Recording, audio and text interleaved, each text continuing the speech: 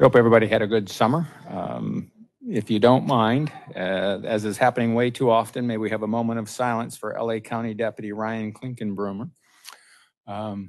Terrible what happened again, but if we take a moment of silence, we'd appreciate it.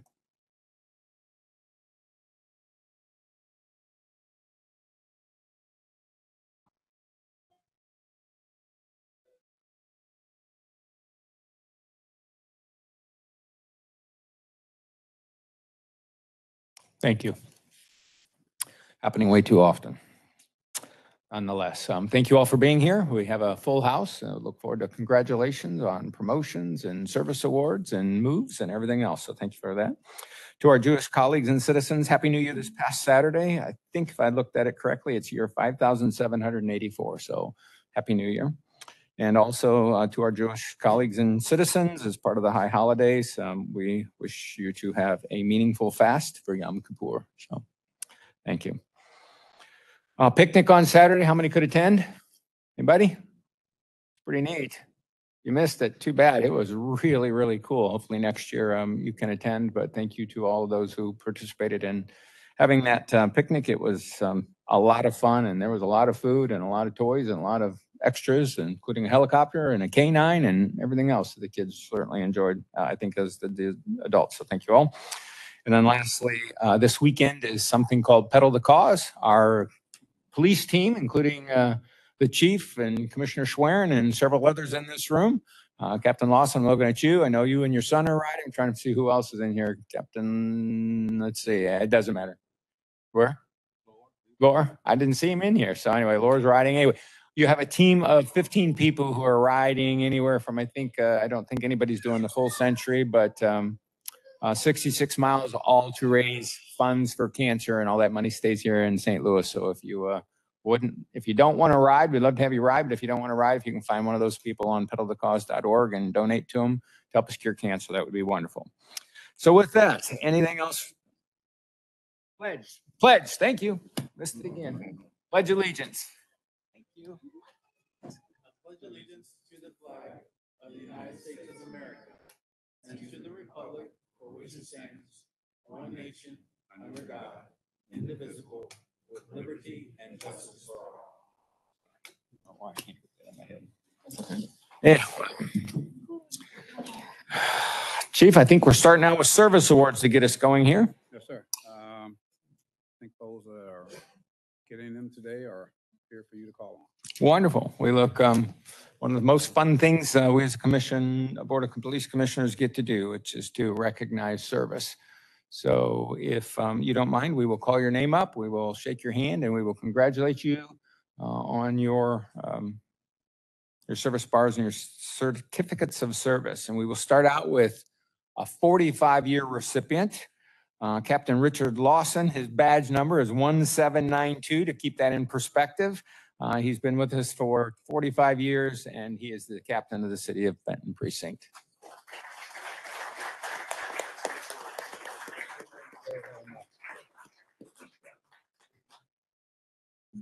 At 40 years, equally as impressive, in the Intelligence Operations Bureau, Captain Chuck Boschert. Again, badge number, just to put this in context, 2167. Sir, thank you for your 40 years.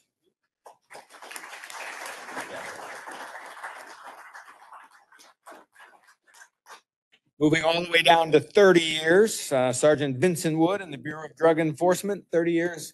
Sir, thank you very, very much. 30 years.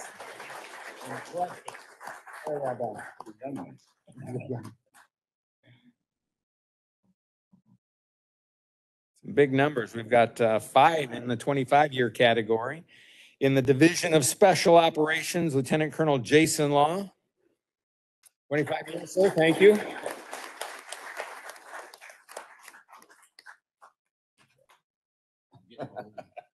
Getting old. Listen to you guys. Captain John Fansteel is the Park Ranger Detail. Captain, are you here? There he is. He's ready to get out of here quickly. He's in the back. Nice tan. Been out there all day. He's got the sun. He's got the sun, doesn't he? How many years, Captain? 25 also. Okay. Yep. Thank you, sir. Also with 25 years in the Division of Operational Support, Police Officer Michael Kaufman, Private Security Detail, sir. Thank you very much.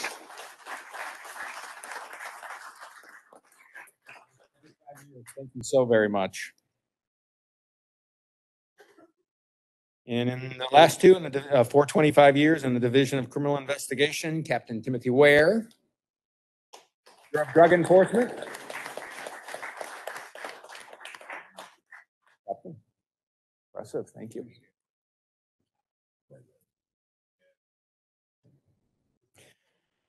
So, Police Officer Edward, and I'm not even going to try it, sir. Say it again, please. Darbychek, thank you. Officer Darbychek. Police Crime Laboratory. Thank you for 25 years.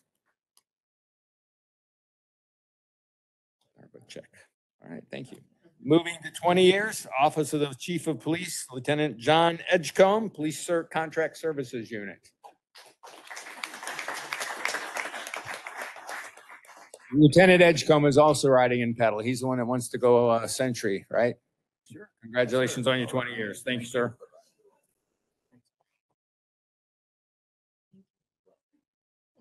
Moving to 15 years. Incredible, 15 years. Thank you all very, very much for that. Division of Patrol, Police Officer Brandon Washburn in the City of Wildwood Precinct. Thank you. I think I saw you last week, maybe in the car. Was that you? I don't remember. I stopped by and said hello to someone. So. No. I was riding my bike. If he did, I was going way too slow, right? In the Division of Operational Support, Police Officer Michael Cavanaugh and the Police IT Unit. Yes, sir. Thank you very much. Three of you in the Division of Criminal Investigation with 15 years. Police Officer Robert Keithley, bomb and arson. Robert, not here. All right. Thank you, Robert, for your 15 years of service. Also in the Division of Criminal Investigation, Sergeant Aaron Vinson in Homicide, Robbery, and Sexual Assault Unit. Thank you for what we do, and thanks for doing it for 15 years.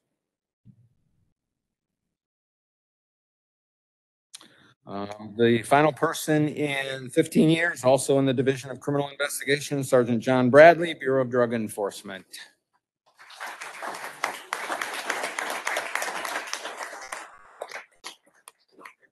Your leadership.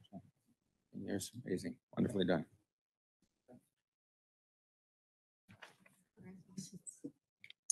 Moving to 10 years, still an impressive, very impressive amount of time with this police department. Thank you for taking care of our community. In the Division of Patrol, Police Officer Richard Mattingly of the Afton Southwest Precinct.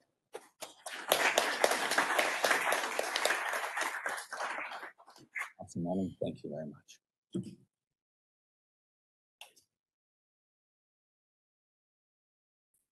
At 5 years, we have three of them at 5 years.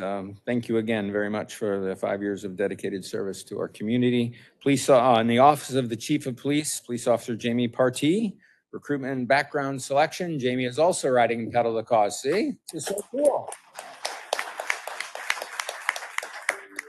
Thank you very, very much. In the Division of Criminal Investigation, Police Officer Michael Ronzio in Homicide, Robbery, Sexual Assault Unit.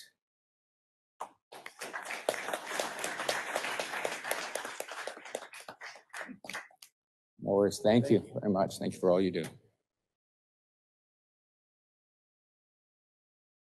And finally, in Division of Criminal Investigation, our last 5 year recipient, Ms. Tina Engel in Police Crime Lab.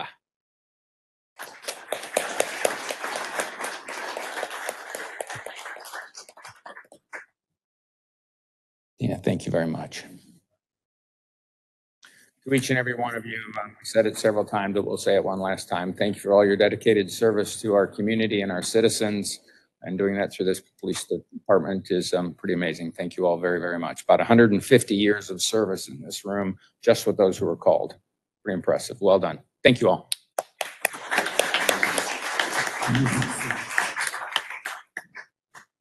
Chief, we will bounce the promotions over to you. Okay, before I go on with that, Kevin's about the only person on this department that's got time on me, so congratulations, Kevin. And, as people were walking by here with their star for the years of service, I only reached out to shake hands with one guy, and that was a guy that I brought on tonight when he first graduated from the academy, and he walked by and just dissed me. Thanks, Ed. I appreciate that. Garbage check, huh? All right. And another thing he didn't mention at the picnic was that he and his wife beat me and Charlie. Beanbag or whatever it was. So anyway, congratulations again, sir. Thank you. Anyway, I do have some promotions to make today. I'll start out with Captain Steve Tucker.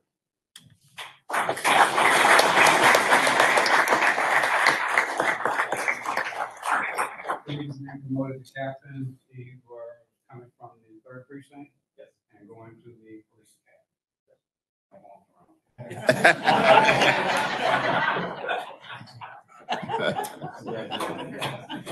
Congratulations. Captain, thank you very much. Captain, you got anybody here with you?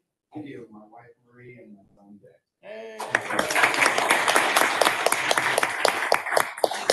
Very well done, sir. Next up is Lieutenant Joni Jensen.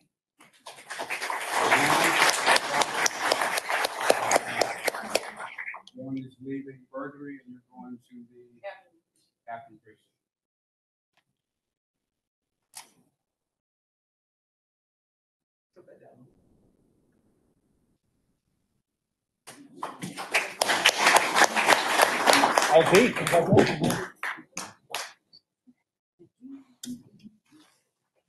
Sharon, have you out here with you? I do have my parents, Chris and Ed, and I know all my burglary detectives are probably hiding in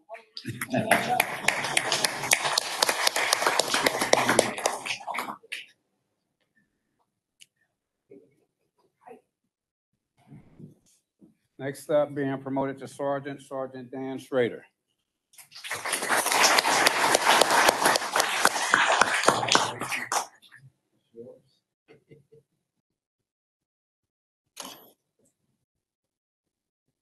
Dan is leaving the 3rd and going to the 1st. Sir.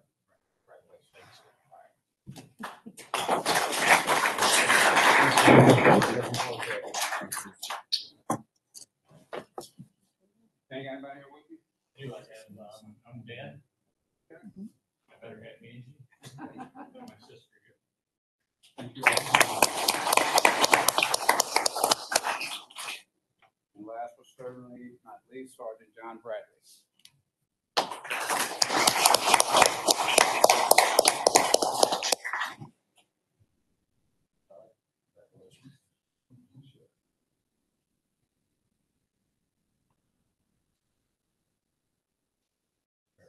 First evening, brother, you're going first. Going to first.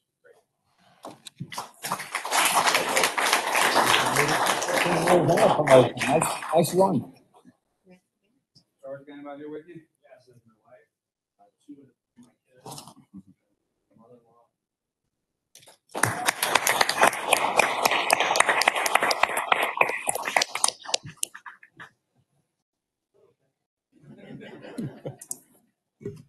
Again, thank you guys for being here. We're about to go into the business part of the meeting.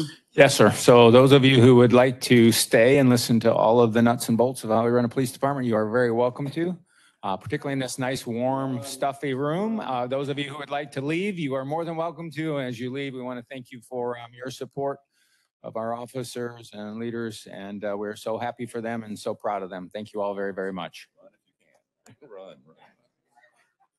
So how far you? These windows open?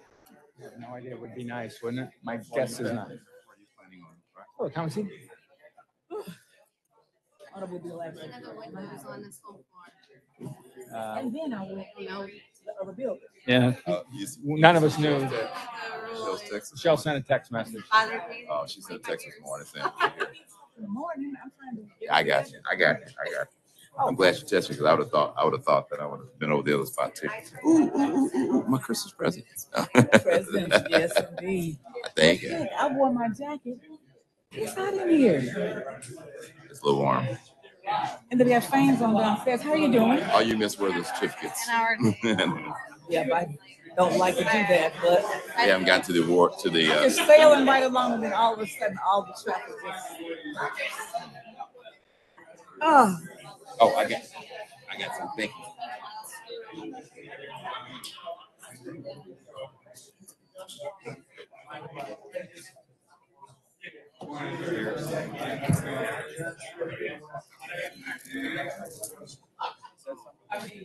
Yeah, your husband always waves to me. he enjoys it so much. Yeah, he waved up to me. Hey, I said, hey, how you doing? But keep it polite. I saw him on the 18th hole. You're okay with that? All right. Wait, exactly where he wanted to be. You're better. Yeah, he had a great spot. You know, he was right next to the green on the 18th hole. And then, He had a great spot. and then we do Right in the action. And then we have a public forum. Right. If he chooses to, yep. But our policy. Right. Okay. Yep. There was supposed to be a lady who was coming to a senior citizen who wanted to say something. She talked to Amy. Amy told her kind of what to happen, and it doesn't look like she showed up. So anyway. Oh. It was She's participating with WebEx. technology. I think it's the lights. I think the lights will make it hot. I'm not sure the air is on because they had fans on downstairs. Should I just acknowledge him being here? Should I acknowledge him being here? Okay. Yes, ma'am. Speak into him. Yes, ma'am. Got it. I'm doing my best. I only use it when I talk. All right, Chief, shall we get started on the on your report and the rest of the meeting, sir? Yes, sir. Thank you. All right, first up, we're gonna hit budget with Terry.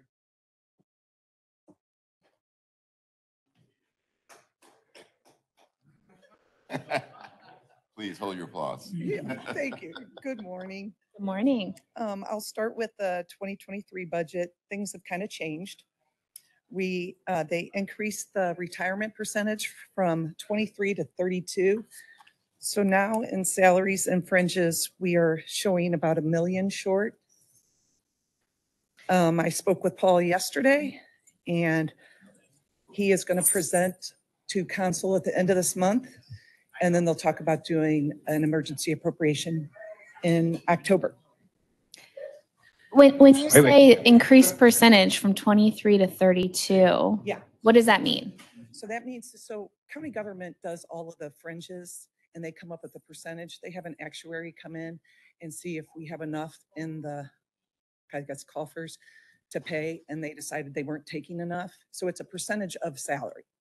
So it's our compensation that we're paying. We're going to pay 32% It's of retirement, yes, 32% of current compensation correct, that goes into the retirement fund. correct. And it's now going in at roughly 1/3 of all our 1/3 of all our compensation. Because they could come in at the end of the year and stop it early or go. But when I spoke with payroll, they said that they were going to go to the end of the year. So I don't know. Terry, do you know how we get a 33% increase, roughly, sorry, a 50% increase in that amount? I mean, those usually go up incrementally, and here we get Yeah. I'm sure the county, entire We county, budget big jump. Probably 25% is what we budget. So they started off the year at the 23, and they just have an actuary, I think, twice a year come in and analyze it. Wow. Yeah, I know, it was a big jump. Right. So that kind of put things out of whack for us, where I thought we were kind of going to be status quo, going to be okay with salaries and fringes, but that definitely put us as a shortage. Is the increase from 23 to 32, is that countywide or is that only? Countywide, yes. So every single department Yes. is dealing with this? Yes, countywide, yeah, not just us. Okay. And that is what drove then the $1 million short in, That and other things. Overtime increased a little bit this last payday, the 13th, but IT ran hours for me for this last pay period that we just processed, and they've gone down again. So I don't think there's any you know, it's going to show it's going to keep increasing. It stays around 350. That one was about 400. Are we on track for our department members to be using their time off, their vacation time, PTO, at the rate that we expect them to use it? I don't really look at the hours as much as the dollars. Okay. I guess I'm pleasantly surprised that it has stayed the same because I really thought, and I think other people did too, that summer would increase, but it hasn't. So I would think with the vacations and that, you know, would cause more overtime. I would think it's pretty safe. And we've run very consistent with the FMLA and those things. You know, it hasn't, you know, we've constant probably 10 employees right now, and it could go to 20 maybe. But, you know, you never know. So I know that we generally expect overtime to increase in the summer. Has it increased similar to prior years, or it has not increased as much as prior It years? has not increased. It has as not, much. okay. But I'm looking at dollars, Mm-hmm. not the hours. Yeah. So, you know, the dollars are going to be higher for rate increases and things like that, but no. Because we usually increase during the summer.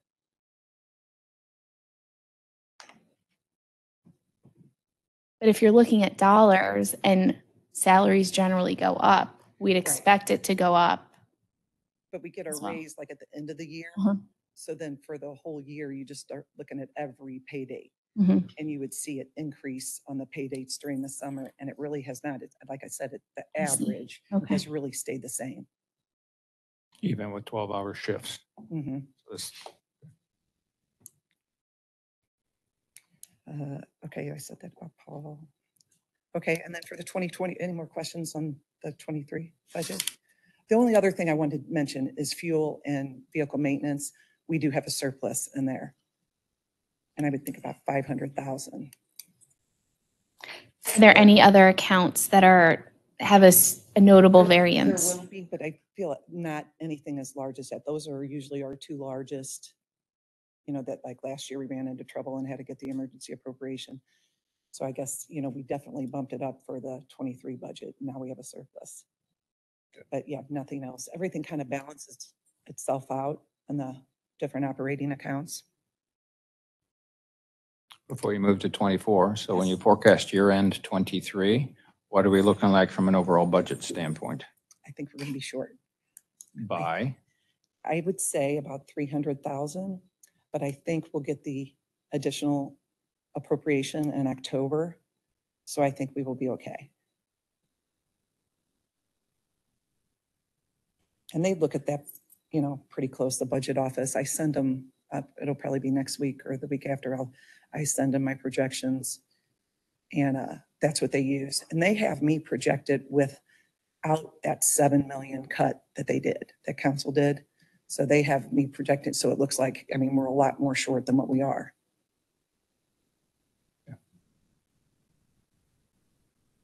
Okay, so the 24 budget, So Terry, Oh, just one sorry. last one question. So at the end of 23, are we looking at any surplus? probably not, unless we get that additional appropriation But the appropriation would be to cover the shortage. in salaries and fringes, but they're gonna look at everything. Okay. They'll look at our fuel, because I'm sure that's countywide. All the departments are gonna have a surplus in fuel and probably vehicle maintenance. So then for 24, I really don't have anything because the budget office hasn't given me the revised of any changes, and they were still working on fringes to apply them and that. But we do know that we have our meeting with council on November 2nd. And that's the budget hearings. They're starting that in October. So it'll run all month of October and all of November. And ours is on the 2nd. So we submitted a 2024 budget with a 25% retirement contribution. That's a question, just very Yeah, poorly yeah, worded. yeah. Well, see, they calculate that, so I don't do the fringes on it at the Oh, I time. see. They'll Okay. give it to me afterwards. They'll do a summary of what they used. But that's what it's been, because we get a little fringe summary sheet, and Mhm. it's been the highest it's ever been, probably is 26. So I don't know. you know, if they're thinking, so they start off with the 23, go to the 32, it's an average. But Okay. But not with it, that, it affects us, but that's not within the numbers that we're submitting. correct. Okay. Yep. Good. For now. Okay, thank you. Thanks, Terry. Appreciate that. I just got a little follow-up on the ARPA funding that we have received. We received about 23.6 million from the state toward our ARPA funds. We had to match that 23.6 for some capital projects that we have going on. Second precinct, property control building, fusion center, and intelligence center. So we've got that going on right now. We've had a lot of discussions about the time that we have to spend that ARPA money. Many discussions about the time that we have to spend that ARPA money. We think we got it all lined up right now. So the projects are in progress. I sent some photos of where this building is going to be. It's going to be right by the gas pumps and the actually it's in Maryland Heights near the second precinct. So that's where we are with the ARPA money. I have a meeting, that team we discussed the other day, putting that team together. I have a meeting with Stephanie Hill on Thursday, I believe it is, to further discuss this team membership that we got going, working with the entities of county government, procurement, projects itself. And I talked to you the other day about the lobbyists that Dr. Page wants us to be in contact with. So that's where we are with the ARPA money. Questions? Thank you, sir. All right. Captain?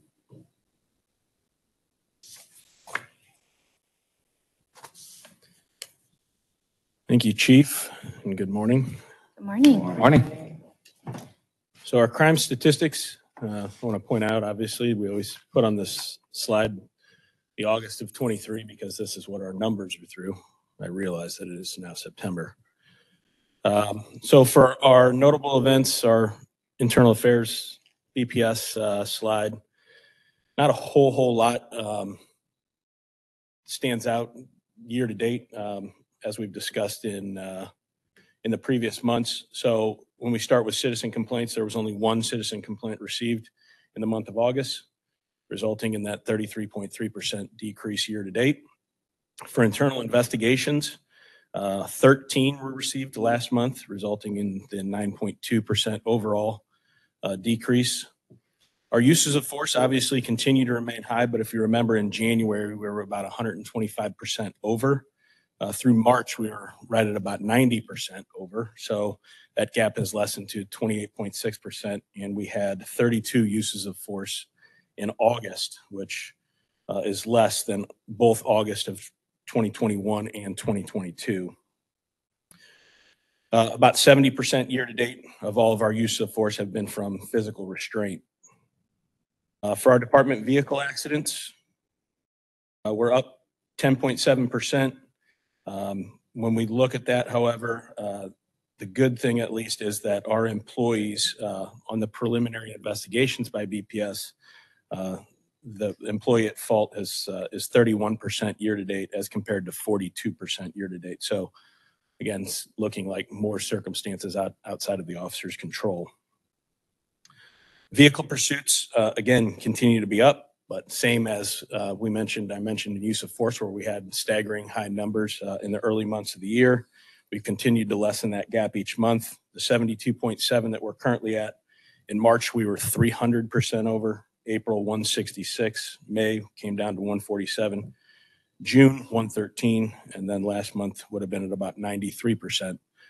Only of the 57 pursuits, only 4 pursuits were initiated by our department in August. And that's even with the 254 documented failure to yields in August.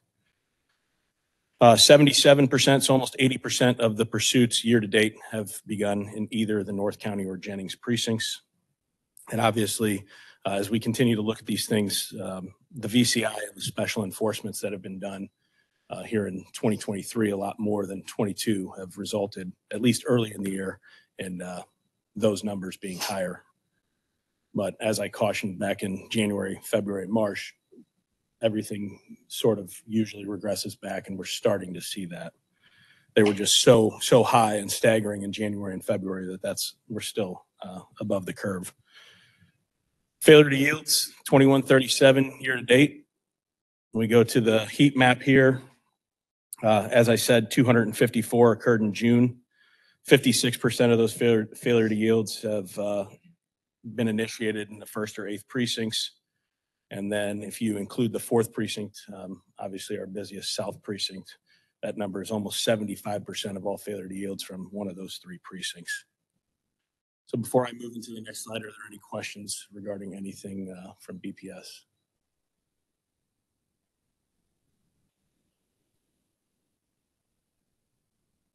Oh, sir. All right. Moving on to our highlights. Our arrests decreased 24 overall, so we had 811 in July. That number 787 is the total arrests made by our department in the month of August. Good thing for us is that guns seized increased from 105 to 112 in August. And our DWIs were up to 68 from 42. So 48, 71% this month, 48 of those, 68 were from the Highway Safety Unit. I'd also like to note that obviously that large increase from 42 to 68 on August 26th was Saturation Saturday. Easy for you to say. Well, it's not easy. Where our department, our highway safety folks team up with MAD. We had 8 reports during that shift with 7 coming from the Highway Safety Unit. And then I'm also going to push this next. Obviously, our department, our Highway Safety Unit does a lot with MAD. As you can see on this slide here, MAD has also partnered with Uber to help keep roads safe. Folks can use that code SOBERMO23 and get a $10 Uber voucher to be used up to 2 times per person in Missouri through December 31st of this year. Are we doing any sort of social media push to get this information out? Or, I mean, I know this is not our program, but it'd be helpful to us. You can talk about that. I don't know if we have at this point, but Okay. definitely can be discussed. So when we move into the actual crime data, homicides continue to be down, luckily. And again, I always want to point out that this slide represents the homicides in St. Louis County or our contract precincts. Sir, can we clear that up? In St. Louis, St. Louis County Police Department jurisdiction. Yes, All right. we go. Thank you. My fault.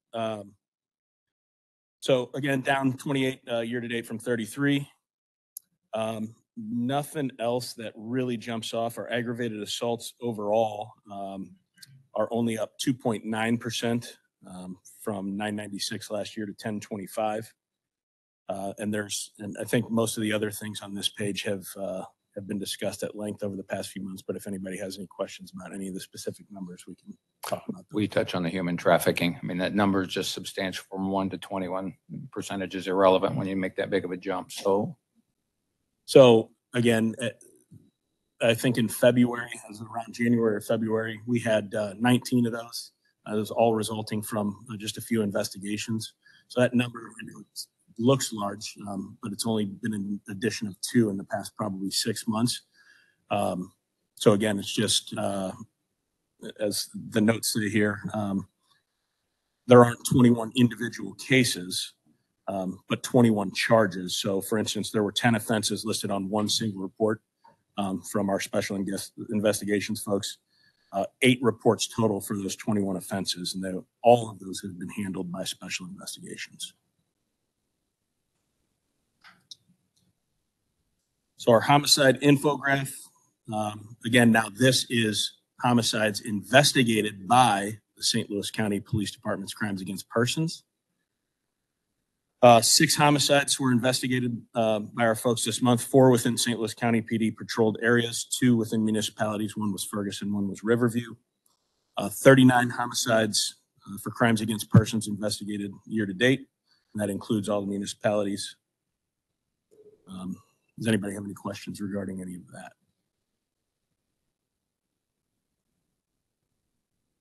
So we'll move on to property.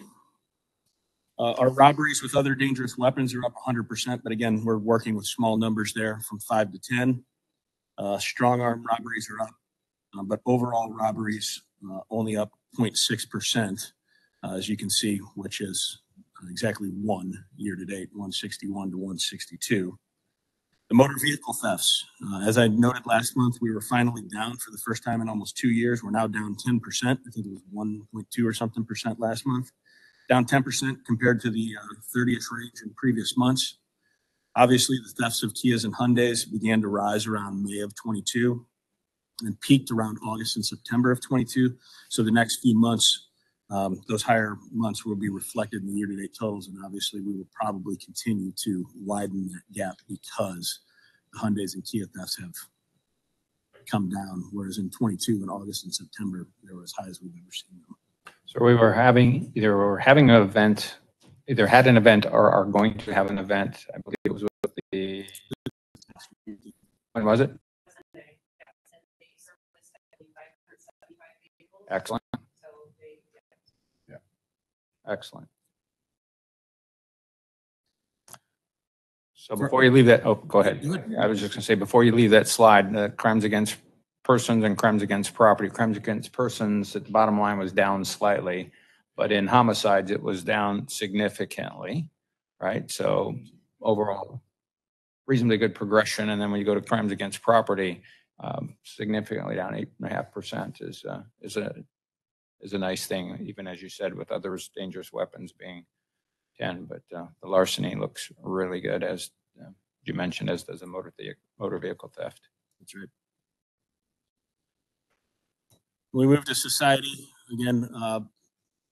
One of the only things I really ever want to point out on this page is the drug offenses are just going to continue to go down because of the change in the laws. But the DWIs, as you can see on that, I guess it's the second to last line there for the totals, that is substantial and needs to be noted, obviously, because of the 36.4%, the great work that I've already mentioned that Highway Safety does. 461 year-to-date total, and 70% of those year-to-date DWIs from Highway Safety. It's well said. That's a very nice implication on society, right? That we are trying to deal more and more with the DWIs. Yes. And our calls for service, every precinct except for our third precinct was lower than their moving average. We see that usually from July to August. All of them incredibly close, as you can see. The moving average includes all summer months, so it's going to be a bit higher than the yearly average. And then we look at self-initiated. Most precincts below the moving average. North, Fenton, and Jennings are higher. The work that they continue to do in all precincts, self-initiated wise, is great. Top calls. Remember, the fireworks violations were up there in July. We no longer see those, and we are right back to what we see every single month. And then our TSR data, again, nothing jumps off the page, but our TSR committee will be meeting in October to compile our third quarter report to make sure that there are no outliers amongst any of our police officers or precincts. Then Commissioner Ashworth, you and I had a conversation regarding ShotSpotter. Just a quick overview, kind of what that system does. So I've put here, I know that this is a little bit hard to see on the screen, but you can see that there's some charts there that show incidents and rounds. So just a brief overview. ShotSpotter is an acoustic gunshot detection technology. It's owned by SoundThinking. Multiple sensors first identify and triangulate potential gunfire. The incident will be confirmed as gunfire through their incident review center in less than 60 seconds before an alert is sent to communications and ultimately our police officers. So communications then enters a call for service while officers are able to listen to the audio recording of that. The location data is generally accurate within 82 feet. The image here with the streets and such is a mock-up of an incident which shows the exact location that 4 rounds were detected and the range of accuracy for that specific incident. ShotSpotter can detect if a fully automatic weapon was used or if multiple shooters are likely during a single incident. St. Louis County Police has ShotSpotter in 2 areas. Those are located in the Castle Point and Spanish Lake areas. But these locations can also cover Jennings, Bellefontaine Neighbors, Delwood, Ferguson, Floridale Hills, Moline Acres, and Riverview. So most of these areas are also dispatched by our department. So a call for service is entered for that municipality. Ferguson PD has their own ShotSpotter system as well and frequently cooperates with the sharing of information going both ways. So the charts here compare 2023, which is the lighter blue, to the 2022, the darker, for incidents, and in the top one, and then the rounds, and that's from January through August. So both incidents and rounds are similar each year. Obviously, we can see that January, you know why. Happy New Year. Yep, Happy New Year. But January much higher, obviously, because of those shots fired during New Year's Eve. In August, the number of incidents was down 11 compared to 2022, but there were nearly 200 more rounds detected. This year, there have been 15,598 rounds detected and 4,387 incidents. And then each week, the Bureau of Research and Analysis analyzes the ShotSpotter alerts and documents details for incidents that resulted in a report. For year-to-date 23, 4.7% of incidents that occurred within St. Louis County PD boundaries resulted in a report. This can range from a violation of the county firearms ordinance if shell casings are located to homicides, which 5 homicides have resulted out of locations off of ShotSpotter this year. And then this last slide here is just something that the company uses, just kind of show some numbers. Sound Thinking is the company that states that on average, less than 12% of these incidents are reported. ShotSpotter can detect up to 90% of gunfire. So this technology allows officers to respond quickly to a precise location, which improves evidence recovery and reduces the transport times for victims. I know we had talked about just giving an overview of that as the department uses it.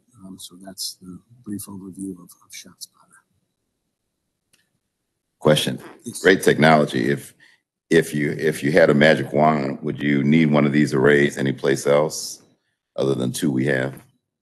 Sure, you could probably use them in a number of locations. However, I know that the cost associated with that would be rather significant. But I would assume, and I'm turning to Allie, obviously, who deals with these reports. Do you know the cost associated with that? Right off the bat, yeah. So I'm just saying. So where would you put them if you could? That's the real question. I think that.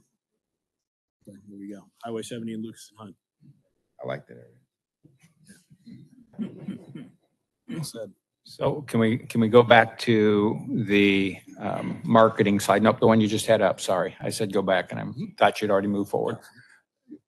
Is our experience similar to what the company markets the value of the technology? I'm not looking to say, do we get greater than 90%, but as we have dealt with this over the years, do we see that we get better reporting, our dispatch time is shorter, our crime scene investigations are better or more complete? Do we see that we get the same value that they tout? And yes, I would sit here and I'll turn it over to Allie. I'll say this before she's the one that lives in the data. But there are so many times that our officers, so they can get alerts straight to their phones or to their computers. So they will already be en route before dispatch even gives them. So the response times obviously are exponentially greater. But do you have anything else to add on that? Sometimes officers can hear the gunfire themselves and they might know the direction that it came from, but ShotSpotter can tell them that it's coming from the backyard of this address. So it gives them a much more accurate place to start the investigation. And if they're faster to get there on scene, they're more likely to recover shell casings or they could suspect anything. And it makes that more safe for the officer because they know it's from the backyard and not from something in the streets. They're a little more attentive knowing what the additional information. Good. So to Commissioner Banks's comment, if we had them, we would use them. We find value in them. If we could have another one at 170 in Lucas and Hunt, or I-70 in Lucas and Hunt, that would be beneficial. So I guess the 12% reporting just means in these areas, people are probably so used to the gunshots, they don't call and report them. It's pretty sad commentary. You said 100,000 per square mile. 12% response. That's just the rough estimate. We're currently paying $775,000. We have been.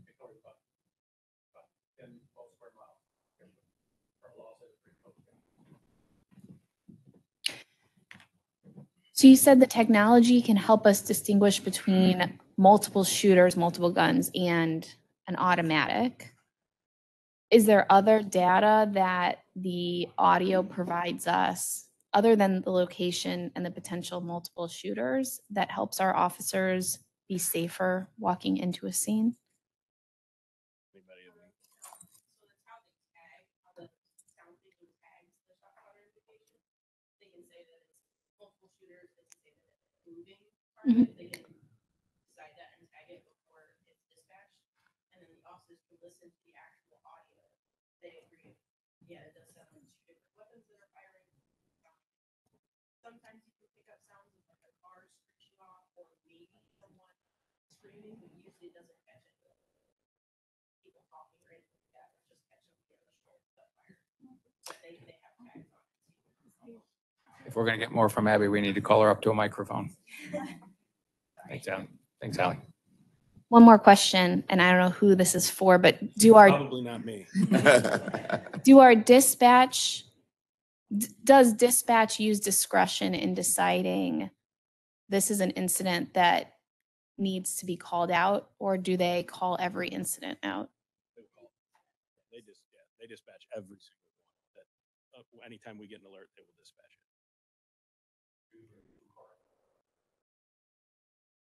Thank you, Dave. All right, and then my final portion has to do with the Teneo update that I was asked to give the board. So our last update on Teneo was given to you in April. So since April, let me go ahead and pull this up, our little pie charts. So again, the one on the left, the update from April, and then here's our current status. So since the last, in the last few months, three recommendations overall have been declined by our department. Those are the creation of a chief of staff was declined.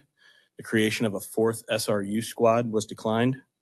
And the suggestion or the recommendation from Teneo that we 100% terminate a police officer for making a false official statement was declined as well. The four recommendations that have now been completed in the last few months, secondary regulations, obviously dealing with the new general order and the use of roll call. The upgrade to the CAD system, which technically is not official for another, 2 weeks. I think October 1st is when our go live date is, but we have moved that to a completed status as all the legwork is done. The improvement of an executive communication strategy, which was the PD intranet going live, was completed. And then finally, one of the recommendations was to add the FAA rules to one of our general orders, and we did that. You all signed that back in May. So those are the four recommendations that are completed. So that now leaves 17 recommendations, as you can see here, that are still in an in-progress status.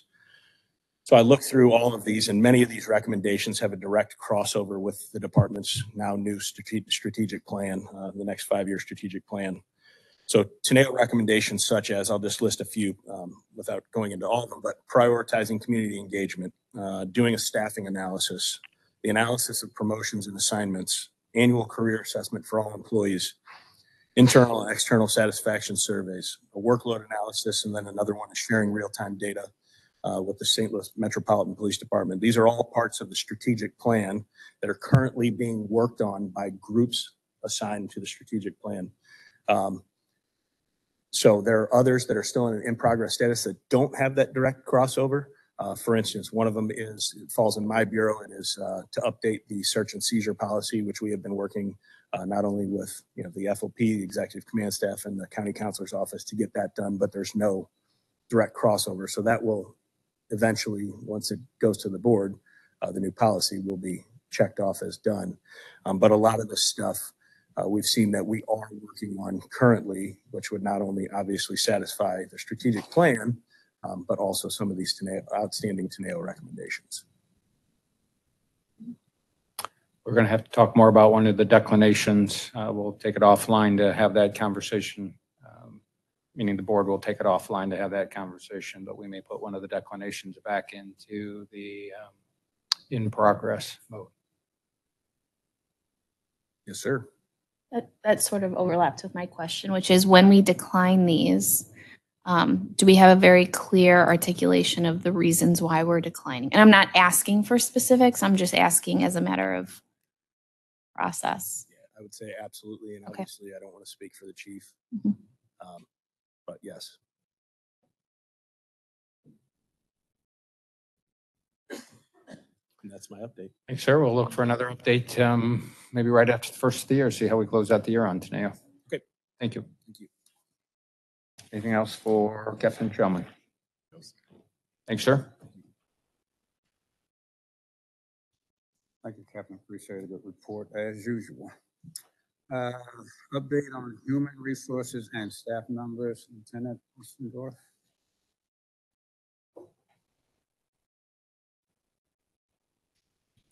Morning. Good morning.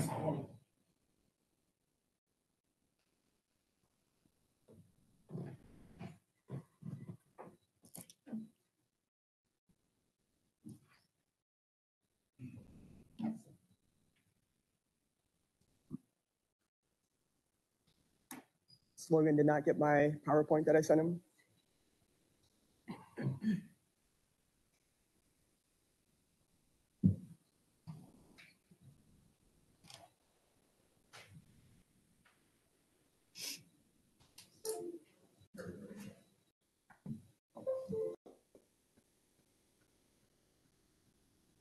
Nice backup plan, ma'am.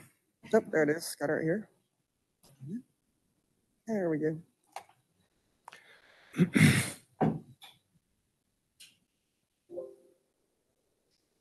All right. Let's start with the staffing report. Currently, we have 961 authorized commission officers. That number was lower due to budget and positions cut within the department.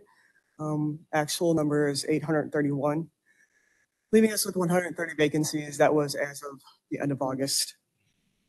Professional staff, 384 authorized, 332 actual, and currently we have 52 vacancies at the end of August. Total hires for the year, 14 commission officers, 43 professional staff. Applications received across the board were higher in August compared to July. And we are back down again for September so far through the middle of the month. 7 applicants are currently in backgrounds for security. Their security is currently down 16. We have 16 vacancies, so that will help a little bit with those numbers. And we have 10 applicants look like they're going to be hired to go to the October Dispatch Academy class. So that will help as well. We have 9 applicants currently in backgrounds for the January police recruit class. 2 more have already been hired, and they are both in the pre-recruit program where they're assigned to a precinct. They're learning about the ins and outs of the department and kind of what to expect as they move forward in their career. Not best qualifieds continue to be the failing to respond for testing invitations. So for dispatch, police, records, care, everybody has to take the test, either typing test, physical assessment test, etc. And they're just not responding. We give them 3 notifications, say, please sign up. If they don't respond, then they're considered not best qualified. Any questions on that? I have 2 very quick ones. The first one is, obviously I was not here for the August meeting, but the 130 vacancies, I believe we were at 124 in July. All right, at least on the commission. I don't remember what the professional staff was. I believe that's up to, I think it was at 48. I believe so. Yeah. All right, so that's just a statement. Right, we're losing more than we are getting, unfortunately. You mentioned we have 9 for the next class, and you said, and then 2 more. Does that mean there's 11? We're looking at 11 right now. We have several months yet, 2 more months, 3 more months to get people through. So hopefully hopefully 15, hopefully more than that, but that's what we're kind of hoping for is 15. All right, thank you. Recruitment. So this is what has kind of been done in the past. Social media, career school, career fairs, school fairs, health fairs, obviously college and university visits, attending community events, temporary employment agencies, putting up flyers, radio stations, billboards, military bases, and then our pre-fitness program. That's kind of been what's been done over the last several years. I've sat down with the Public Information Office, social media, and our recruiters and our background investors saying, hey, what can we do better? Reading articles, trying to find out what else is out there to help us out. We need people desperately.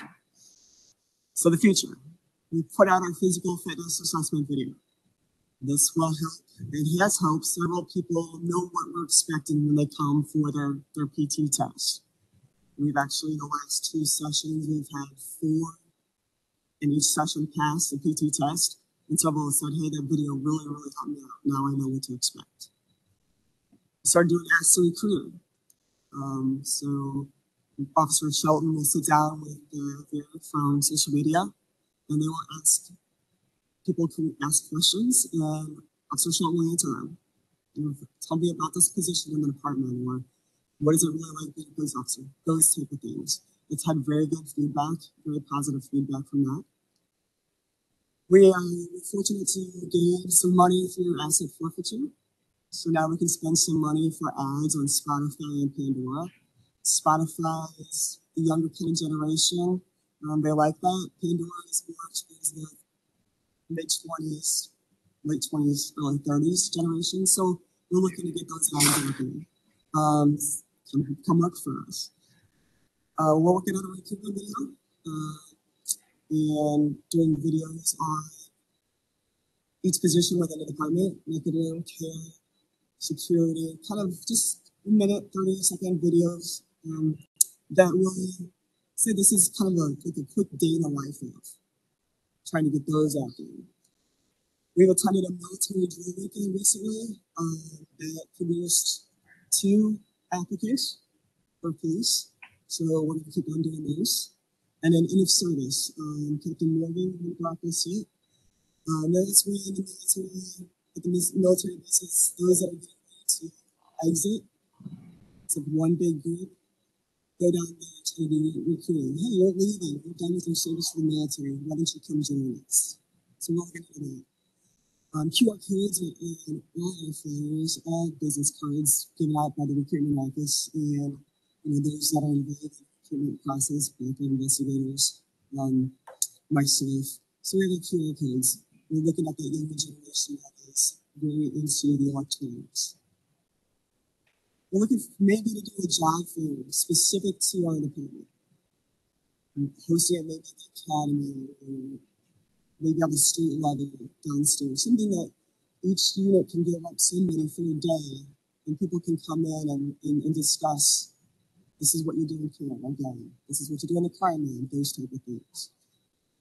Internship and cadet program, we're looking to maintain that maximum of authorized.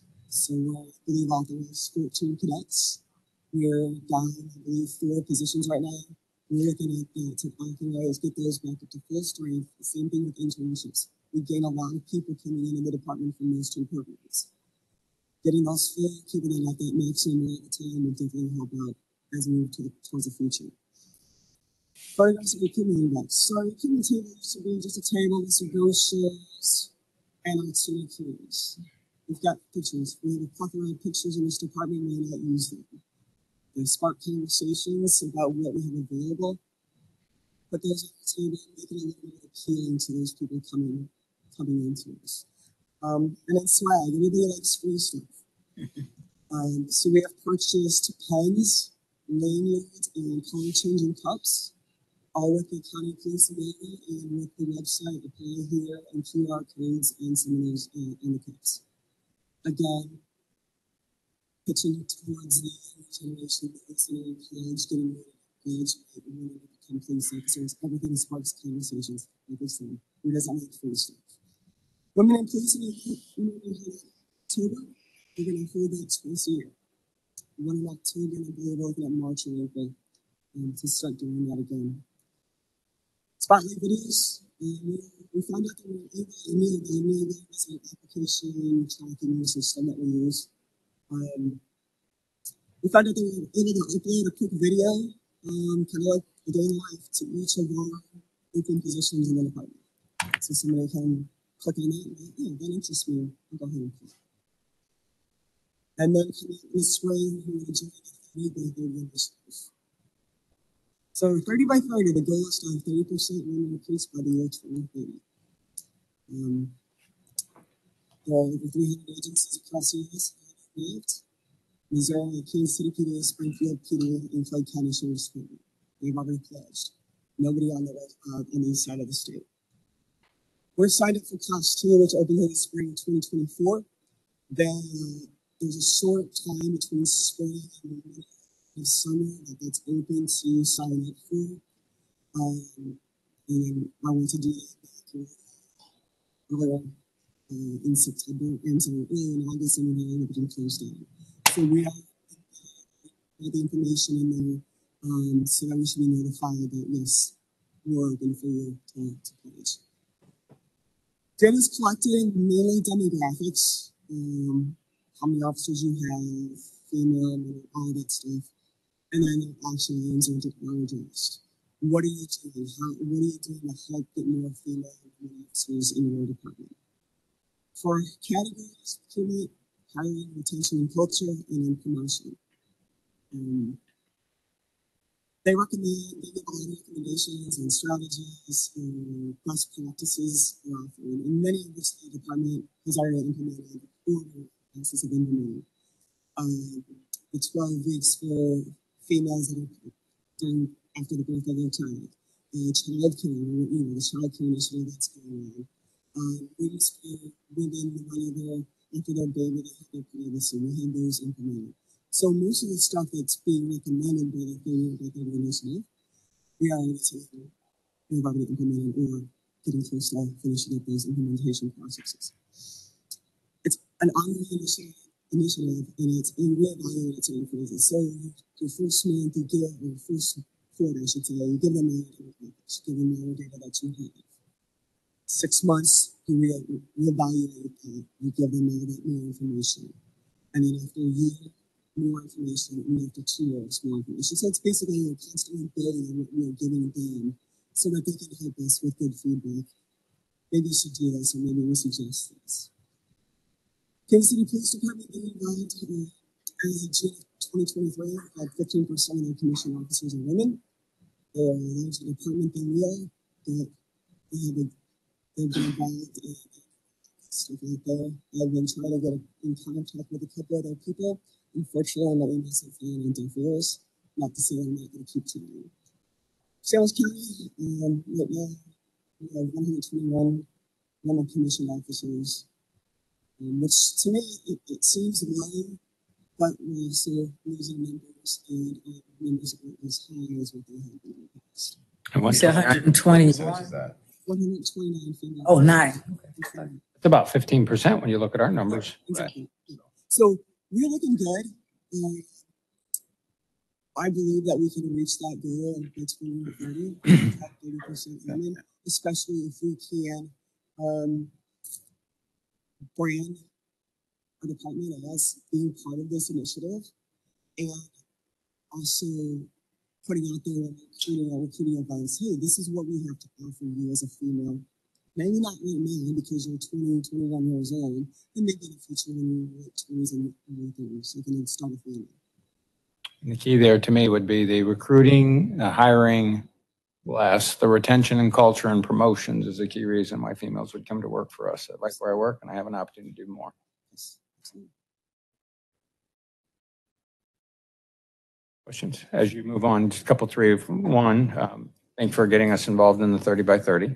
It's much needed. Even though we're doing a lot of it, it's still important to say that we are part of that program. It's also nice to see you thinking differently, the collective you. Thanks for your leadership there. Most of the bullets you had on there under initiatives prior than the slide prior to 30 by 30 were directed toward commissioned. Certainly very, very, very, very important, but as important are the professional staff that support them. Didn't appear that there were a lot of initiatives around the professional staff. There were some, but not, yeah. And that's professional staff. Last week, they did the, Channel 2 did the dispatch, Aaron Bond last week. I forget what that was about. It was a Channel 2 came out and did a story on our career communication. So it was just spotlighting what they do in there, the new dispatch system, technology, as well as kind of what it's like to be a new dispatch. So that aired Tuesday last week. Between Tuesday and then the close of business on Friday, with 25 applications came through. Amazing how that works. 25, you said, correct? Yes, Amazing how that works. that was 2 days ago. So it really airs stuff in positive light, looking at the technology advancements the department's making. That really brings good things for us. So going off of that, will you please go into screen and throw out some more police stuff that we have? And then security. I'm not sure how we ended up with so many applications at one time for security. Like I said, we have like 7 or 8 backgrounds right now. For a long time, we were not getting any for security. Now we had this big rush. So that would put, if we can get all those people hired, which it looks probably pretty promising, that would keep those security vacancies in half. And the dispatch, now that we have the non-communications, wants to keep it from record going and can going back to that, and just the call takers versus the dispatchers. We've got people in the hopper for that. We have them sitting in application. They just need to test and pass the interview question, and we'll get them done this week. Do we have enough information yet on the QR code, Spotify, Pandora, and the Spotlight videos to know whether we're increasing the applicant flow due to those or not? They're the right things to do. Do we have any actual measurement of whether they're as successful as we want them to be? Not yet. Spotify and Pandora haven't started yet. That's kind of in the infancy discussion stages. Just one of those ideas. QR codes, we've been using this for a long time. We're just trying to make sure that people that are getting new business cards or employees are getting them on the back of their business cards. Still nice to see whether the scanning of those is going up or not. Thank you. Thank you. Thank you. Use Pandora. It has to use Spotify. I just need to say before we like to serve the mess along with Captain Morgan, has done a great job in helping us with human resource director. She's on board. She hasn't called yet. Anybody's understand we did the interviews with the person that we had in mind, and except Morgan Washington, they did a great job of putting it together with Mark Johnson. In our recruiting initiatives, that Khalil makes very specific that we do some initiatives toward minority recruitment. I'm sure that our processes with how overall recruitment involves minority recruitment. Chief, do we have an expected start date and anticipated, maybe not expected, an anticipated start date for the director of HR? We're looking at middle of October.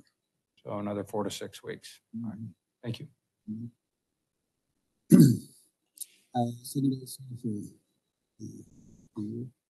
Colonel Orr's standing up already. He is ready to go.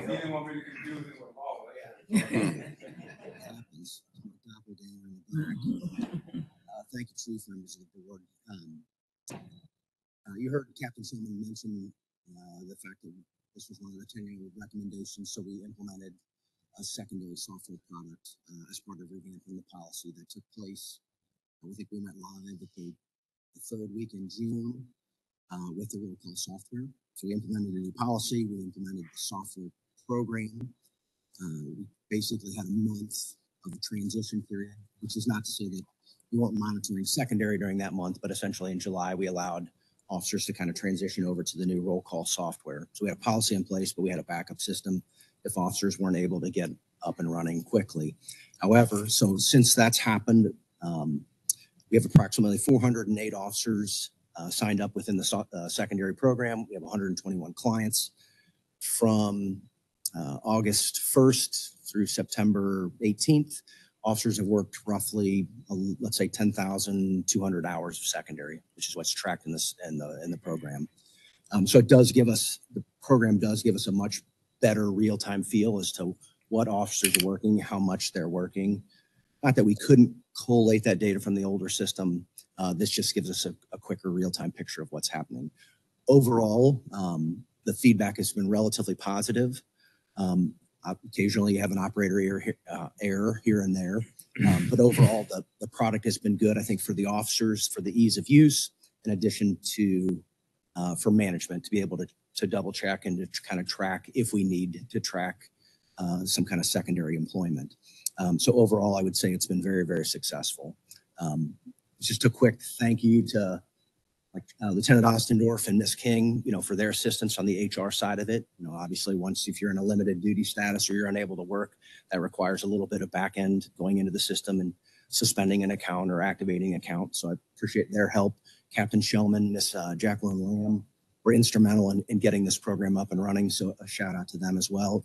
Lieutenant Rodriguez, Shannon, that's your PowerPoint. Lieutenant Rodriguez fields calls from roll call. So if we do have a link on the website now. So if a client or a vendor or somebody wants to hire a policeman, they can do that. They can click on that and submit an email and have direct contact with roll call or Lieutenant Rodriguez. So it does help streamline the process. So we kind of have a consistent message, consistent secondary policy as we go forward. So overall, it's been very successful for the department and for the officers. Should give it a thumbs up. I give it a thumbs up. Okay. Any questions? Yeah, don't leave. Why don't you just go ahead and do the cybersecurity update So, while you're up there. to roll right into that, obviously, I think everyone's aware there was a cybersecurity event that took place on the 11th, so last Monday. There was a cybersecurity attack that took place at Regis. We were obviously notified of that. I think our IT department notified Regis as well. So Sergeant Graff and his IT people did a great job. Immediately upon being notified of this, we implemented our security protocols, which allowed us to minimize and mitigate any potential threat to our data or our network systems here. So we immediately went into that protocol. Obviously, that has a significant impact on our day-to-day operational ability because let's be honest, we live in the 21st century where we're relying on technology to do things. However, our IT department immediately put in place mechanisms for us to continue to function. So we were able to continue to provide the service that our community expects. So while it may be a little bit slower, it's maybe not what the younger officers are used to. I think somebody sent me a picture of a notepad with a sticky note on top of it and said backup computer. So from some of the folks in the room, they remember that's how we started when we did police work. We actually rode around with notepads and we wrote down information as opposed to getting it on an MDT or a laptop or a phone or anything like that. At the end of the day, Regis became operational. So we went back live doing what we were doing Thursday night. So we were down essentially from Monday afternoon till about Thursday night with our system, kind of as what we're used to on a day-to-day operational basis. However, a huge thanks to Sergeant Graff and his people. They worked tirelessly. So his team really went above and beyond to make sure that we were doing everything that we could. So setting up backup databases, restoring what services we could. A huge thanks to the Highway Patrol for their assistance. So Captain Malusian with the Highway Patrol set up some terminals out at Troop C, which allowed us access to other databases that we needed to get to. Understand that this intrusion affected all of county government, so not just the police department, so the courts, the jail. So it was a significant impact. But from the police department side of things, I want to reinforce to the public that we were able to continue to provide that service. It's also important to note that no data was lost. So at this time, there is no belief that any of our data was corrupted and or stolen. So no employee information was taken. None of the databases that store criminal information of any kind was accessed or taken. So overall, while it was an intrusion, while it impacted our day-to-day ability to do what we do, we didn't really lose any data. Obviously, we're in the process of kind of reviewing our protocols and looking at putting some new things in place just to ensure that this doesn't happen in the future. And then also, if it does happen in the future, that we're able to improve our recovery process, if that makes sense. So a huge thanks to Dave and his team. I can't say it enough times because the reality is it is important again to the public to know that while this impacts us, it doesn't stop our ability to go out and do what we need to do and protect and serve. Thank you for the update, sir. Sergeant, please pass on our collective, that's the board and the police departments. Thank you to, we say it to you personally and to your team. Please pass it on to all of them, and hopefully you guys have recovered on your sleep. Yeah. Thanks, sir. They did do a great job. I'm on the Regis board, and we talked about the issues that were going on with Regis and why it was down and how it happened, and they've made their corrections. But our people, and I think county government overall, were wanting to make sure that all was taken care of before we turn everything back on. And yes, people did forget how to take down some notepad, write reports, and call in the care to get reports. I'm sure some of them were lost. But anyway, thank you. Secondary soccer update, marketing update, Sergeant Panis.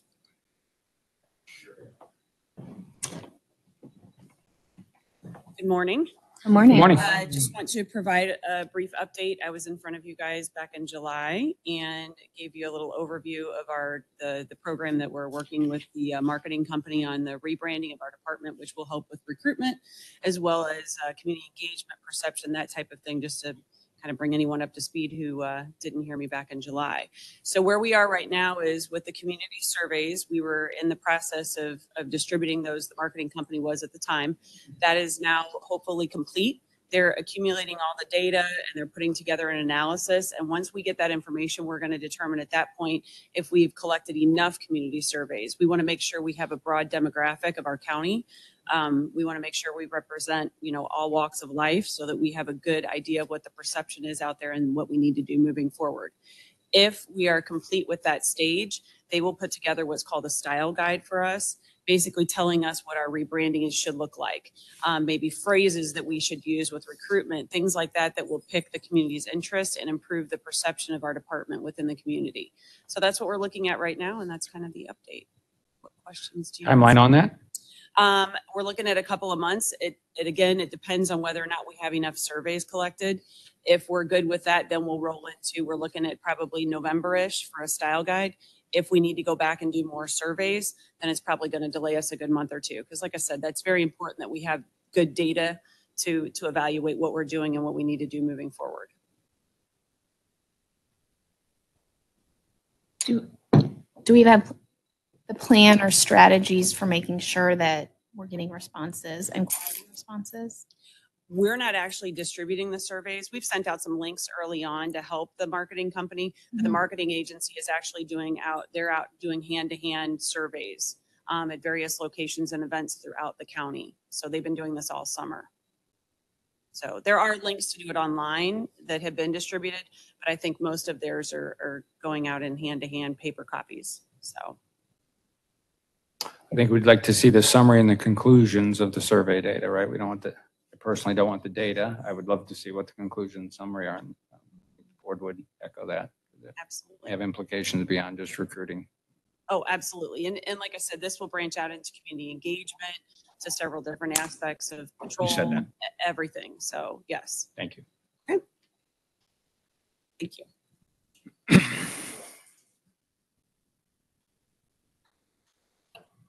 Commissioner, that's the end of my. No, thank you, sir. Thank you all to you and all of your staff.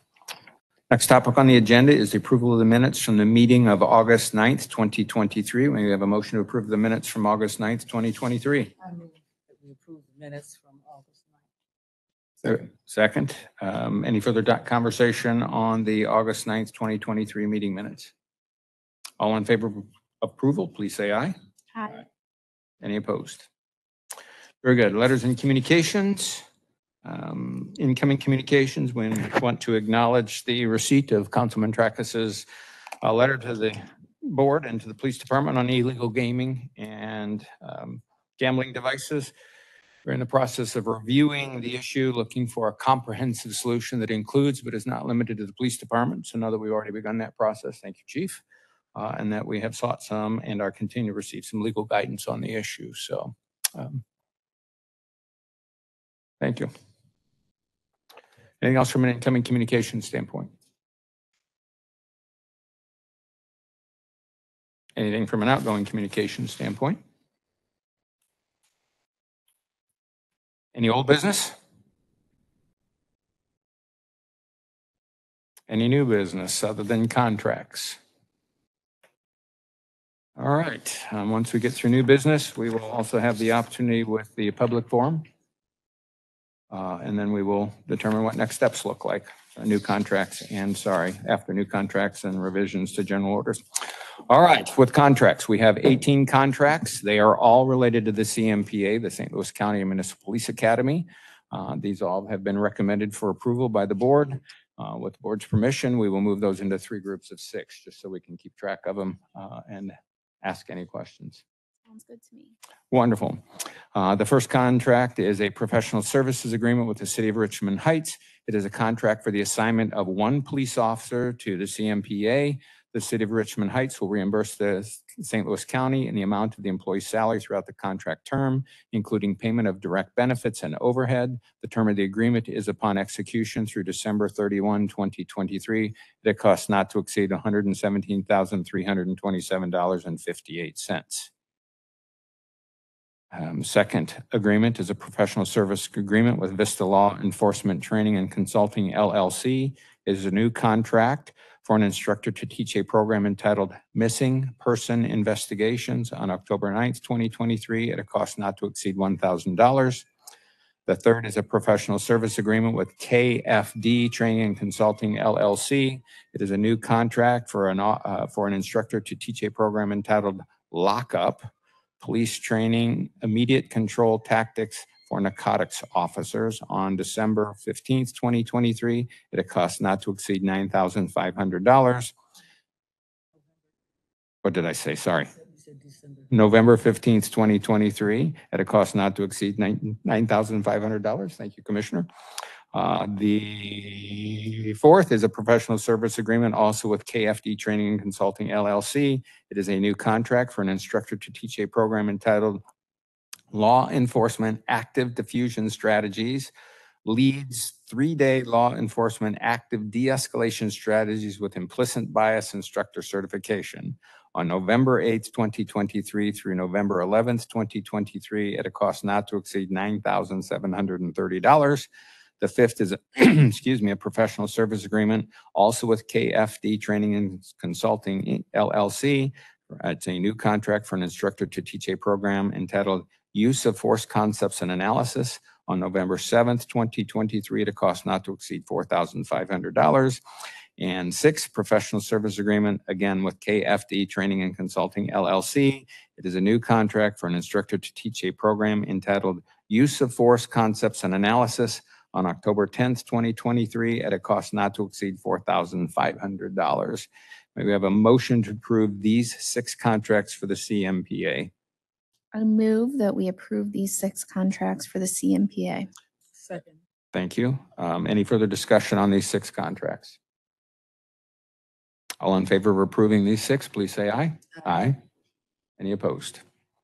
Very good. The 7th contract, also with KFD Training and Consulting, LLC, is a new contract for an instructor to teach a program entitled Controlling Larger Combatants, Overcoming Size Differences on October 11th, 2023 through October 13th, 2023 at a cost not to exceed $9,730. The 8th is a professional service agreement also with KFD Training and Consulting, LLC, a new contract for an instructor to teach a program entitled Emerging Legal Trends for Supervisors and Law Enforcement Officers from October 12th, 2023 through October 13th, 2023 at a cost not to exceed $6,000. The 9th, a professional service agreement, the last one with KFD Training and Consulting, LLC. It is a new contract for an instructor to teach a program entitled Supervisor Liability on October 6, 2023 at a cost not to exceed $6,000. The 10th is a professional service agreement with Live Differently Ministries. It is a new contract for an instructor to teach a program entitled Bringing Calm to Chaos on October 18th, 2023 at a cost not to exceed $3,000. The 11th is a professional service agreement with Stephen Gerard Mollering Jr. It is a new contract for an instructor to teach a program entitled Combatant Tactics and Self-Defense for Law Enforcement from October 18th, 2023 through October 19th, 2023 at a cost not to exceed $4,800. The 12th is a professional service agreement with Randy Means and Associates LLC.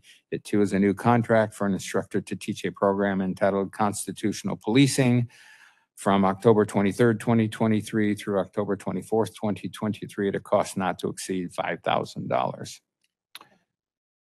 Yes, ma'am. Top two, not KFC, top two were law enforcement risk management. At the top of the page. Where you are now. You said it was KFC, but it's not. It's actually law enforcement risk. Can you identify which ones those were? Which? At the very top of the page, law enforcement risk management. Oh, mine both say KFD. I'm sorry. It's law enforcement. Law enforcement risk management group. Or You're looking at the one that was originally emailed and it was corrected after the fact. It's the only one I got. Okay, thank you. Thank you for correcting those. Let me reread those. So we're talking about these two.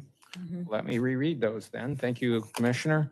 The 8th would be a professional service agreement with Law Enforcement Risk Management Group. It is a new contract for an instructor to teach a program entitled Emerging Legal Trends for Supervisors and Law Enforcement Officers from October 12th, 2023 through October 13th, 2023 at a cost not to exceed $6,000. And the 9th of those contracts would be a professional service agreement with Law Enforcement Risk Management Group, Inc. It is a new contract for an instructor to teach a program entitled Supervisor Liability on October 16th and 17th, 2023 at a cost not to exceed $6,000. Thank you for correcting that. May we have a motion to approve the 6 contracts with the 2 corrections for the CMPA? I move that we approve these 6 contracts as corrected. Second. Any further discussion on those 6? All in favor, please say aye. Aye. Any opposed? Thank you. Thomasina, may I, Commissioner, can I hold on to this to make sure I have the right one? Thank you very much. All right, we have the last 6. Give me just a moment here. So we have the last 6 agreements. The 13th agreement is a professional service agreement with Randy Means and Associates. It is for an instructor to teach a program entitled Minimizing Bias and Perception of Bias for Officers and Their Supervisors on October 25th, 2023 at a cost not to exceed $2,500. The 14th is a professional service agreement with Randy Means and Associates. It is a new contract for an instructor to teach a program entitled Impact Communication Skills, De-escalation and Non-escalation of Conflict on October 26, 2023 at a cost not to exceed $2,500. The 15th is a professional service agreement with CP Crime Scene Consulting Seminars, LLC. It is a new contract for an instructor to teach a program entitled Advanced Fire and Explosion Investigations on November 2nd, 2023 at a cost not to exceed $1,200. The next agreement is a professional service agreement with CP Crime Scene Consulting Seminars. It is a new contract for an instructor to teach a program entitled Comprehensive Crime Scene Investigations on November 6, 2023 through November 10th, 2023 at a cost not to exceed $5,000. The 17th is a professional service agreement with Patrick E. Hareen. It is a new contract for an instructor to teach a program entitled Instructor Development from November 6, 2023 through November 10th, 2023 at a cost not to exceed $1,700. And the 18th is a professional service agreement with Professional Law Enforcement Training, LLC. It is a new contract for an instructor to teach a program entitled Law Enforcement Intelligence from October 10th, 2023 through October 11th, 2023 at a cost not to exceed $3,350. Right, got those right. Thank you. May we have a motion to approve these final 6 contracts for the CMPA? Move that these professional contracts for CMPA be approved. Second. Any further conversation on these final 6 contracts for the CMPA? All in favor? Aye. Any opposed? All right, we have 18 new contracts with the CMPA and our different providers, including one of our communities of Richmond Heights. Thank you. Captain Shellman, over to you. Thank you, Thompson. All right, thank you again. We have 3 policies for the board's review. The first one is General Order 31, duty to intervene. The draft policy was updated to include the addition of the definition of totality of circumstances and a little bit of additional verbiage instructing employees to consider the totality of circumstances. This general order was originally created recently in 2021, and there's only 2 small sections right there on page 1 virtually that have been added. So that's duty to intervene, General Order 31. One quick question. The whole totality of circumstances, the inclusion of that concept was based on what? Just further from the Bureau of Professional Standards, obviously spoke to the county counselor's office, got their opinion on it. So I don't know what they see Best through practice. investigations. Right, exactly. Very good. Thank you. Any other questions? All right, we have a motion to approve Department General Order 23-031.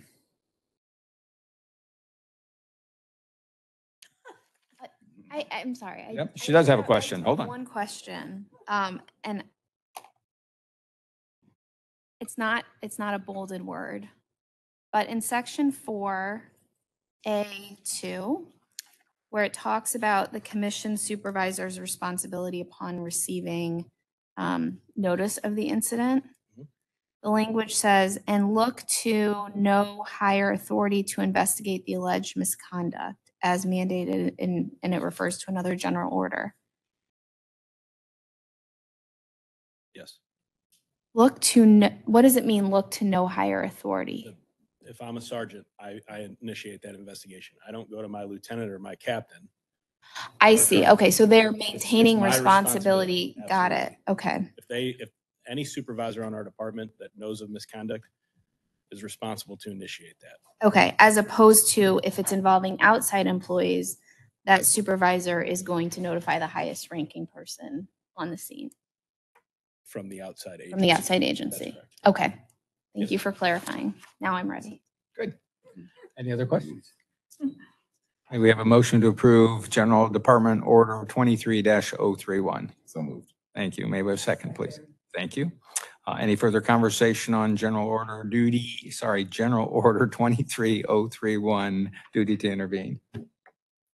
All in favor of approving duty to intervene, General Order 23-031, please say aye. Aye. Any opposed? All right. All right, the next one is 103, safe traffic practices. This policy combines General Order 101, which was titled Safe Highway Practices, and General Order 100, Motorist Assist Services. It just combines it into one, another, basically a CALIA thing. Additionally, the order was updated to include a section regarding procedures for transporting a citizen. So not much of a change in the way the department has known those 2 orders. They've just been combined into one. Any questions? I have 3. They're very quick ones, I think. This is a very comprehensive, a lot of do's and don'ts, not so much don'ts, right? How you should, and even, hand motions. Do we train on this, or do we just expect our officers to know how to do this when we assign them to some sort of? In the police academy, I know we do. All right, so it is trained. I'm looking for our newest captain over that to get him to engage, but he's not here, so we'll look at the old, the previous captain. All right, he's looking around too. All right, thank you for the first question. Second question is section A4. It's entitled Assisting the Motorist with Towing. Section A4. And when I look at that section, it seems a little ambiguous. It says we're going to assist, but then it basically says there's not a lot we're going to do. Now, that's my summary of that. Can you tell me what page you're on? It is on, sorry, section 4, so it's on page 3 of 10. Thank you. Okay, section 4A. Yeah, motor assist services. And if you look at the bottom of that page under A4, so 4A4. Officers shall assist motorists in obtaining towing services when possible. Yeah, and then when you read the rest of that, it says department contracting may be used by the motorist if the motorists are department towing services. If the motorist prefers to utilize a private towing company, it's their request. So I guess I'm looking, what real assistance do we provide? I get the concept behind it, help the motorists, but. Well, we will tow the vehicle for them with our contracts. B. Yes, however, the citizen also has the right to call for a private tow.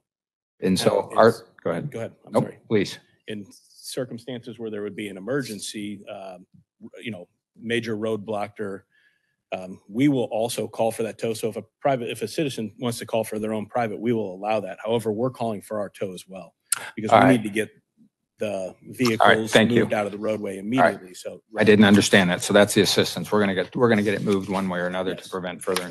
Thank you. And then my last is in section 4B1.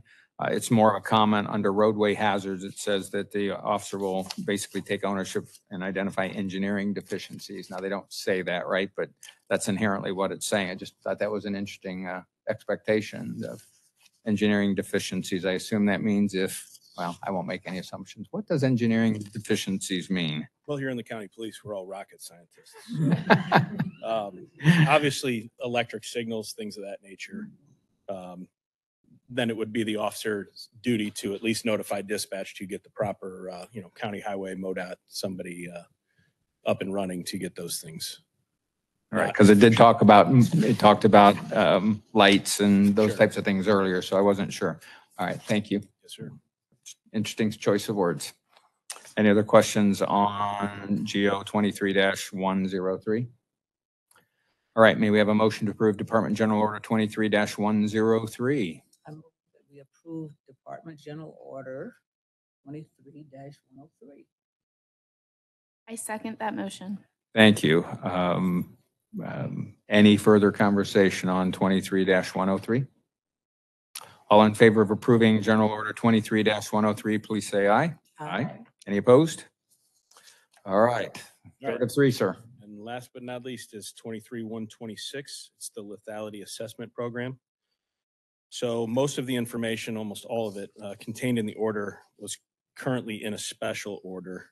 However, since the lethality assessment program is now standard practice throughout our entire department, there was a need to create and make it into the general order.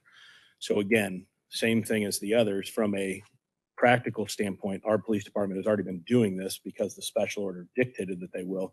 We've taken that special order and now put it into the lethality assessment program general order. Any questions for the captain on 23-126? The term act that constitutes domestic violence, is domestic violence defined somewhere? Yes. Okay. Yes. And when we're talking about, like with this specific policy, Mhm. LAP, Mhm. this is based off of a Maryland model. Mhm. And obviously the purpose of LAP is when intimate partners, basically to prevent homicides and serious injuries to victims. Mhm. Is the reason that the program is filled out by officers on scene. Any other questions? All right, may we have a motion to approve General Order 23-126? So moved. May we have a second? Any further conversation on 23-126? All in favor of passing Department General Order 23-126, please say aye. Aye. Any opposed? All right, productive. 18 contracts and 3 new GOs. Thank you. Thank you all. Appreciate it.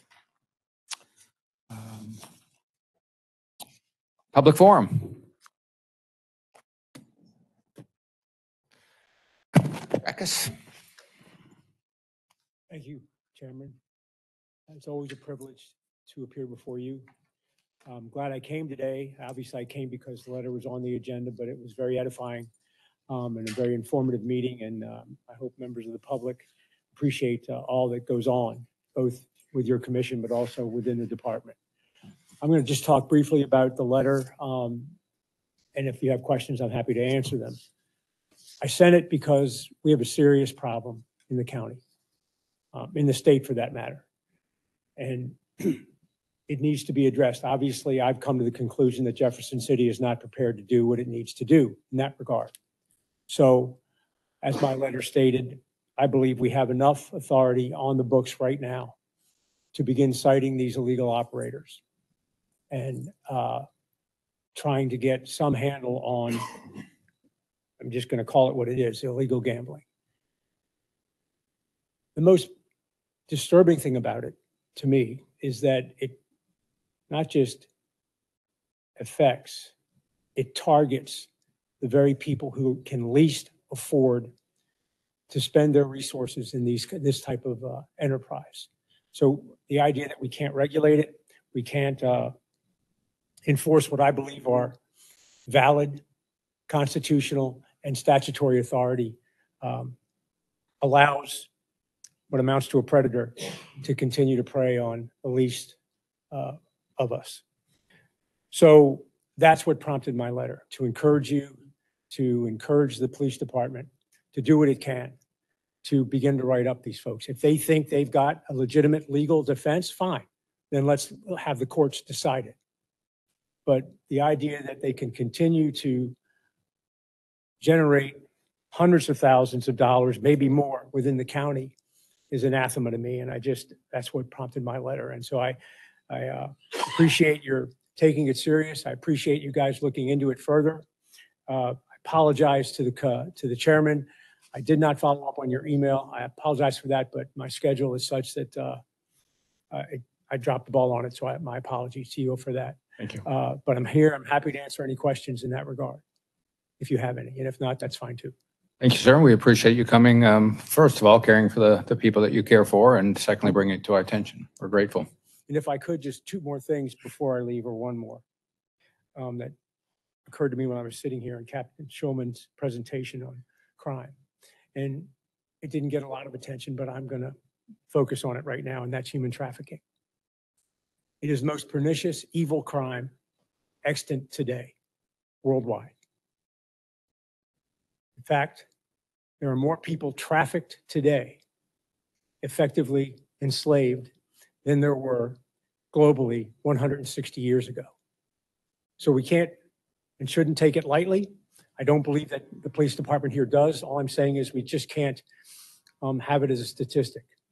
So with that, I'll leave you with two things. One is Sound of Freedom. If you haven't seen the film, see it.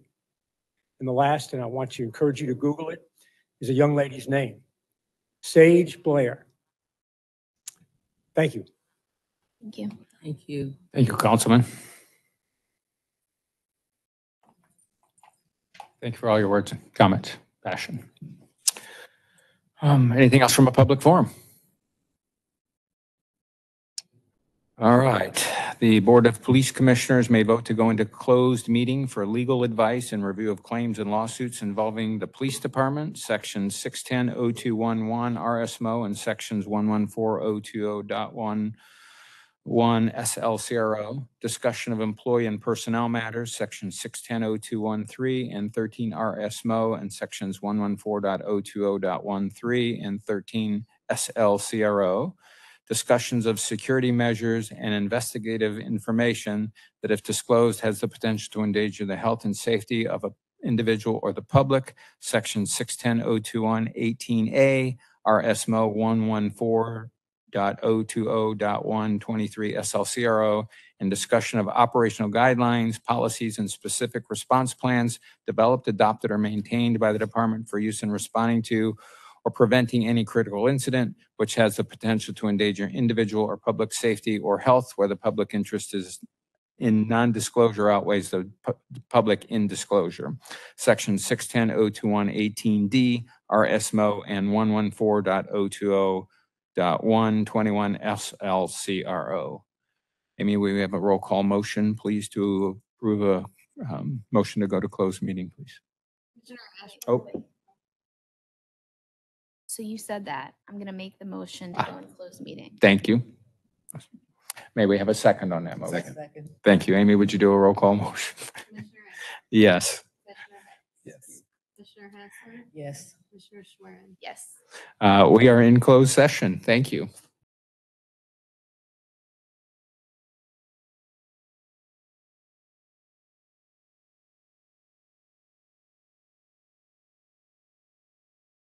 We are back from closed session. We had one vote in closed session, and that was a motion to return to open session.